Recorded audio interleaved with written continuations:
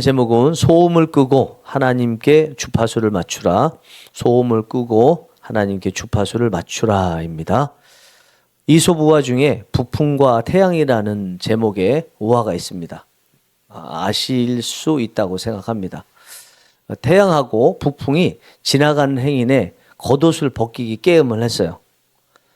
먼저 바람이 열심히, 북풍이죠. 북풍이 열심히 지나가는 행인에게 바람을 불었습니다. 옷을 벗기기 위해서 그런 건데, 그런데 춥고 또 옷을 빼앗기지 않으려고 행인은 오히려 더 옷을 여미었습니다. 잠시 후에 태양이 한 것은 단 하나입니다. 평상시대로 태양빛을 비추니까 이 사람이 따뜻하고 그러니까 옷을 이렇게 벗었습니다. 이 두 북풍과 태양의 게임에서 태양이 이기게 된 거죠. 북풍은 열심히 땀을 흘리면서 그 행인의 옷을 벗기려고 노력을 했지만, 벗기려고 노력하면 할수록 오히려 행인은 옷을 더 여미었고, 태양빛은 그냥 따뜻하게 비추니까 옷을 벗게 되었다는 이야기입니다. 우리 인생도 내기인 것 같아요. 자체적으로 이것을 할 수 있느냐 할 수 없느냐, 이것이 되겠느냐 되지 않겠느냐, 다른 사람들과 내기하기도 하지만 우리 스스로가 어제의 나와 내기하기도 하고 또 오늘의 나와 서로가 내기를 하기도 하는 게 우리의 모습이고, 우리 인생은 결국 내기의 인생이다 이렇게 생각이 됩니다. 그러면 내기를 할 때 무엇을 목적으로 두고 내기를 해야 되냐, 이게 중요한 것 같아요. 그거는 강압적으로 하려고 하지 말고 스스로 할 수 있도록 하는 이런 내기가 꼭 필요하다라는 것입니다. 오늘 이솝우화의 북풍과 태양에 대해서 말씀을 드렸는데, 거기에서도 결국은 어떻게 자발적으로 이 행인이 옷을 벗도록 만들 것인가 한 것처럼 우리가 하는 삶에서도 스스로도 마찬가지고 다른 사람들과의 관계 속에서도 마찬가지고 어떻게 스스로 자발적으로 그것을 할 수 있도록 만들어 놓을 것인가, 어떻게 마음을 만들어 놓을 것인가, 이게 참 중요하다라는 것입니다. 우리가 본문을 통해서 어떻게 하면은 우리가 마음을 스스로 내놓고 또 하나님의 일도 그렇고 또 삶을 살아갈 때 해야 될 것을 할 수 있는가, 이것을 해답을 찾을 수 있을 것 같습니다. 엘리야가 바알과 아사랴 선지자 850명과 싸워서 이겼죠.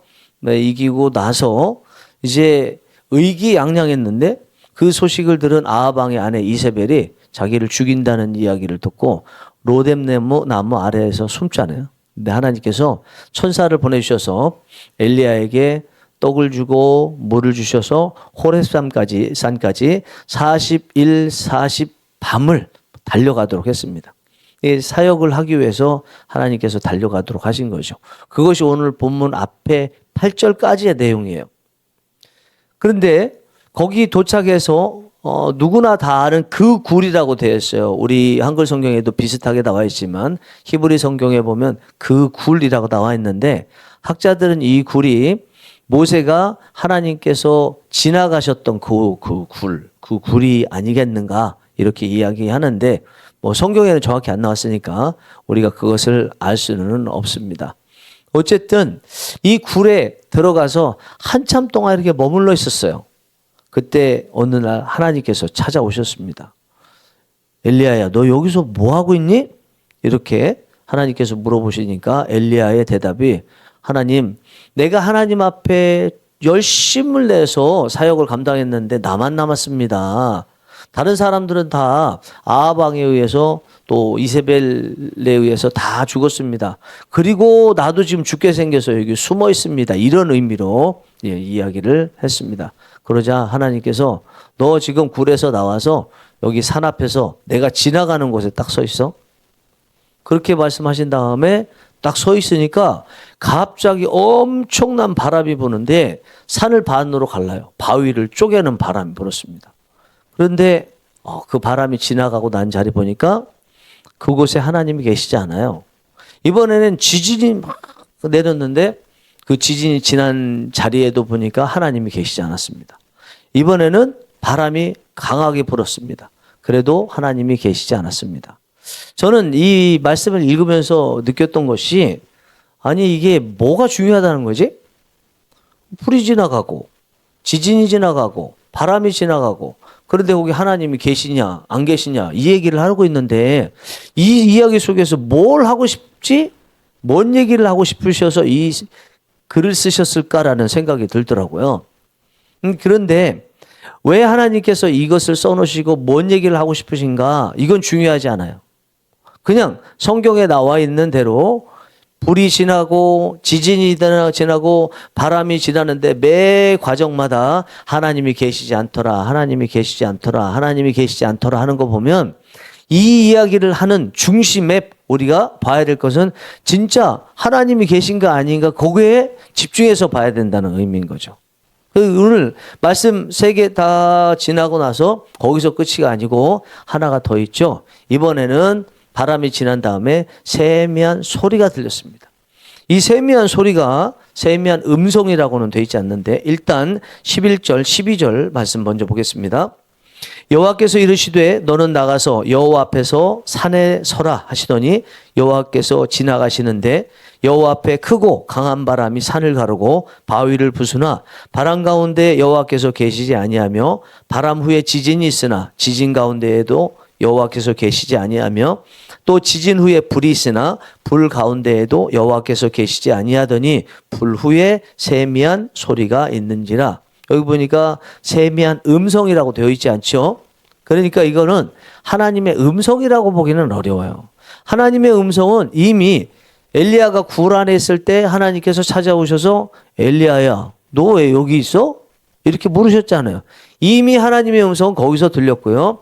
또 세미한 음성이 다 들린 다음에 또 한 번 하나님께서 엘리야에게 물어보시거든요. 그러니까 하나님의 음성은 거기서 들린 거예요. 여기서 말씀하고 있는 세미한 소리라는 것은 하나님의 음성은 아니다. 그러나 앞에 3개 불, 지진, 바람 속에서 여호와께서 계시지 아니하니라. 다시 이야기하면 여호와의 임재, 하나님의 임재가 없었다라고 하는 것을 보면 세미한 소리라는 것은 결국은 하나님의 임재를 상징하는 것은 분명하다. 성경을 통해서 우리가 알 수 있죠. 하나님께서 임재하셨습니다. 그러고 나서 이 엘리야가 겉옷으로 얼굴을 가려요. 지금 굴에서 나왔었잖아요. 근데 굴 들어가는 입구까지 다시 가면서 겉옷을 가리고 들어가진 않는데 그 입구에 이렇게 서 있습니다. 그때 하나님께서 또 물으십니다. 엘리야야, 너 여전히 여기 있냐? 이런 의미로 너 여기서 뭐 하냐? 이렇게 물어보세요. 너 자신을 알라는 거겠죠?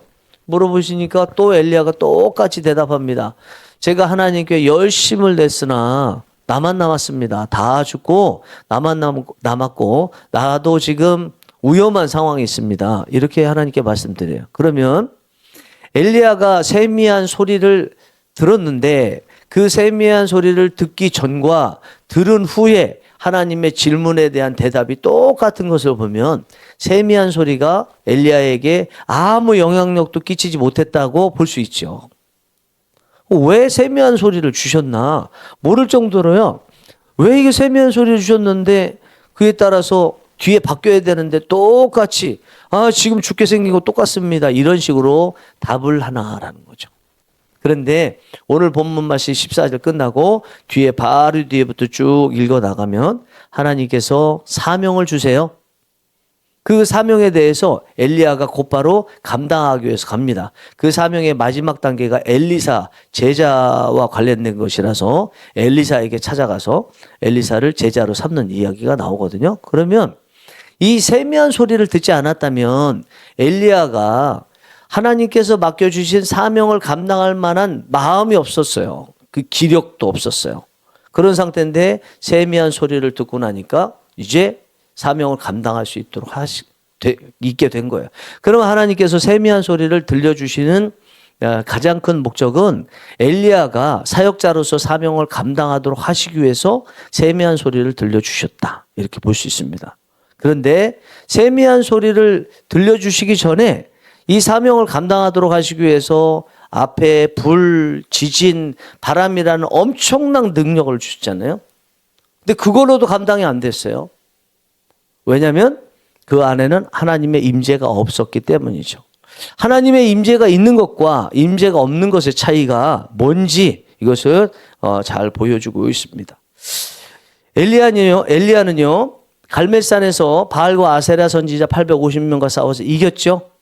대단히 큰 승리 이룬 거예요. 그것도 하늘에서부터 하나님께서 내려주신 불이 내려서 이겼어요. 불을 내릴 수 있는 능력이 있는 사람이에요. 그리고 나서 3년 6개월 동안 내리지 않던 비를 위해서 간절히 하나님 앞에 기도하니까 비가 내렸어요. 그런 상태이기 때문에 얼마 전까지만 해도 자기를 죽이려고 했던 아합 왕에게 가서 전하라라고 이제 종에게 이야기하죠. 지금 비가 내릴 것이니까 산 아래로 급히 내려가서서 엘리야가 아합 왕을 굉장히 걱정하는 모습. 아합 왕도 그에 따라서 내려가잖아요. 그러면 지금 엘리야에게 있어서 하늘에서 불도 내리는 엄청난 기적도 행했고 그리고 내리지 않던 비도 내리게 했고 아합 왕도 이제 왕인데 내 말을 듣는 이런 입장이니까 나는 대단한 사람이야라고 나름대로 의기양양하고 어깨를 으쓱였겠죠. 그런데 그 뒤에 찾아오는 것은 아합 왕의 아내 이세벨이 자기를 죽이려고 하는 거예요. 그리고 바알과 아세라 선지자 850명과 싸우기 전에 거기 구경꾼으로 있었던 이스라엘 백성들을 향해서 너희가 어느 때까지 둘 사이에서 머뭇머뭇하려느냐 이렇게 외치고 그리고 불이 내리도록 하는 그 상황에서 그 백성들은 그 불을 보면서 두려워는 했지만 회개했다는 소리는 하나도 없었습니다. 그러니까 마치 링 위에서 권투 선수가 상대를 흠씬 두들겨 팼어요. 내가 이제 이겼다 생각했는데 맞은 상대방 선수는 전혀 데미지를 안 입은 것처럼 그런 의기양양한 모습으로 있게 될 때 그 선수를 쳤던 공격했던 선수는요 무기력감에 빠지죠. 내가 할 수 있는 대로 다 했으나 상대에게 어떤 영향력도 끼치지 못하는 나는 무능하구나. 내가 해봐야 소용없구나. 나는 하늘에서 불을 내리고 그리고 비를 내리도록 하는 엄청난 능력을 행했지만 나 그거 대단한 건 줄 알았지만 그것이 사람을 변화시키는데 아무 능력이 없구나. 그러니까 무기력감에 빠져서 도망가서 로뎀나무 아래에 있다가 또 하나님의 은혜로 또 40일 건너서 막 달려서 오늘 이곳까지 와서 굴 속에 들어가서 살려고 했잖아요. 무기력해서 아무것도 하지 않으려고. 지금 엘리야에게 문제는 무기력감이에요. 마음의 문제예요. 그 마음의 문제가 분명히 앞에서 엄청난 불이 내리고 비가 내리는 역사가 일어났어도 그 이후에 찾아온 거기 때문에 그것으로 안 된다는 거예요. 그곳에 하나님이 계시지 않더라는 거예요. 어디에 계세요? 세미한 소리에 계시다는 거예요. 세미한 소리는 하나님의 음성은 아니지만 하나님의 임재를 말하는 거죠. 그리고 여기서 세미한 소리라고 할 때 이 소리가 중요한 것 같지만 더 중요한 게 있어요. 세미하다는 게 중요해요. 큰 소리라면 똑같이 불이든지 지진이든지 바람과 똑같은 역할을 했을 것입니다. 엘리야를 움직이게 못했을 것이에요. 큰 소리면 가만히 있어도 들리는 소리죠. 집중할 필요가 없죠. 상대방이 큰 소리로 이야기하면 나는 귀를 막아도 어느 정도는 들을 수 있기 때문에 하나님께 집중할 수 없습니다. 그러나 세미한 소리는요, 집중하지 않으면 안 돼요. 마음을 다해서 들으려고 하지 않으면 안 돼요. 마음을 다해서 조용히 들으려고 할 때 그 안에 계신 하나님을 만날 수 있고요. 하나님을 만났을 때 이런 큰 능력으로도 얻을 수 없는 위로를 얻을 수 있죠. 하나님의 만져주시고 하나님께서 너를 향해서 내가 가지고 있는 계획이 있다는 것도 알고 있느냐? 너밖에 이 일을 할 수 없다. 나는 너를 사랑한다는 하나님의 세밀한 음성을 들을 수가 없어요. 그래서 세밀한 소리를 들었을 때 엘리야가 이 음성을 듣기 전하고 음성을 들은 후하고 전혀 변화가 없는 것 같지만 결국은 사명을 감당하는 길로 간 것을 보면 분명히 세미한 소리로 인해서 변화가 생긴 거예요. 우리 물리법칙이에요. 공학인데 기계공학에 보면 응력이라는 게 있습니다. 응력. 응력이라는 것은 단위 면적당 외부에서 힘이 작용했을 때 그 작용한 힘을 반대로 해서 반응하는 힘을 응력. 말 그대로 반응력을 말하는 거예요. 리액션 파워라고 볼 수 있을 것입니다. 그럼 이게 외부에서 힘이 작용하면 세 가지의 반응력, 응력이 생겨요. 하나는 파단 응력, 부서지는 거예요. 하나는 전단 응력, 찢어지는 거예요. 또 하나는 피로응력이라고 있습니다. fatigue power라고 하는데 이 바다 능력이나 전다 능력에 비해서 피로응력은 겉으로 외부에서 힘이 작용한 것의 모습이 드러나지 않아요. 속에만 골병이 드는 거예요, 말 그대로. 그래서 이것이 많이 보이는 게 우리 교통사고죠.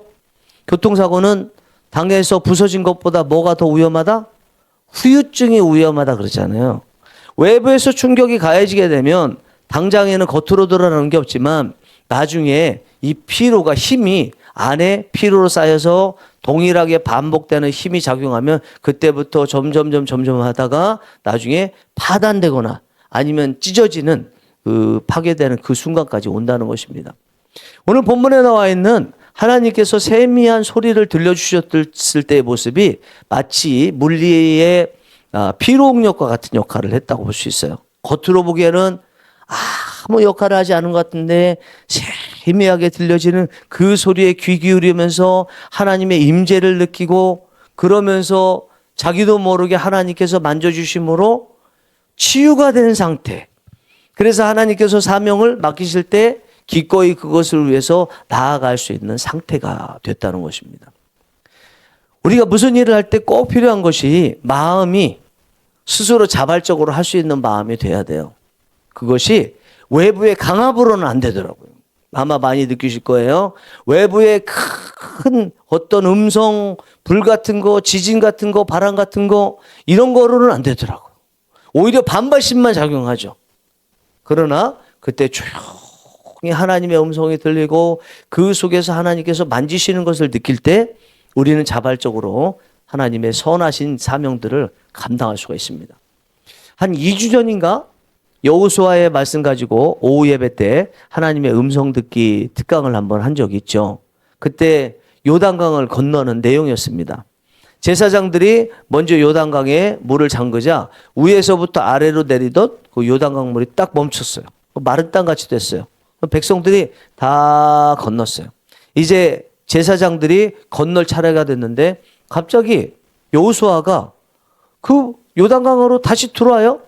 사람들은 나가고 있는데 여호수아는 들어와요. 그러면서 제사장이 서 있는 그 자리에 돌들 12개를 다 쌓아놓죠. 그 돌들 쌓으면 나중에 조금 지나면 제사장들이 나오게 되면 요단강물이 다시 흐르면서 그 돌 보이지도 않게 다 물에 잠길 거예요. 그런데도 쌓아놔요. 왜 그러냐는 거죠.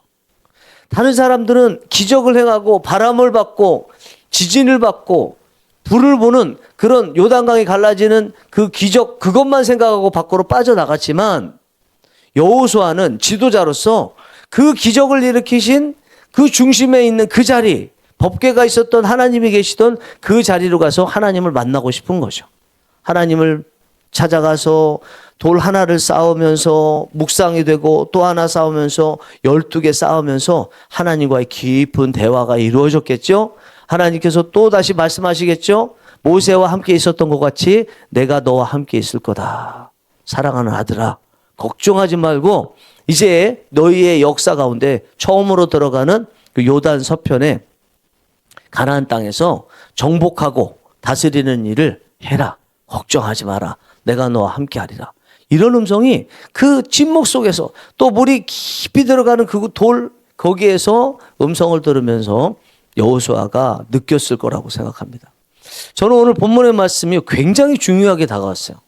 특별히 이 수요 기도회를 비롯해서 기도회 관련해서 굉장히 지금 큰 은혜를 받았어요. 그건 뭐냐면 무슨 일을 하든지 할 때 강력하게 해야 된다고 생각했어요. 물론 저도 묵상도 하자고도 이야기하고 하지만 자칫하면 묵상하다가 졸 수 있기 때문에 그래서 졸지 않도록 하기 위해서도 묵상보다는 주여 삼창도 외치기도 했고 또 전심으로 부르짖어 기도하자고도 했습니다.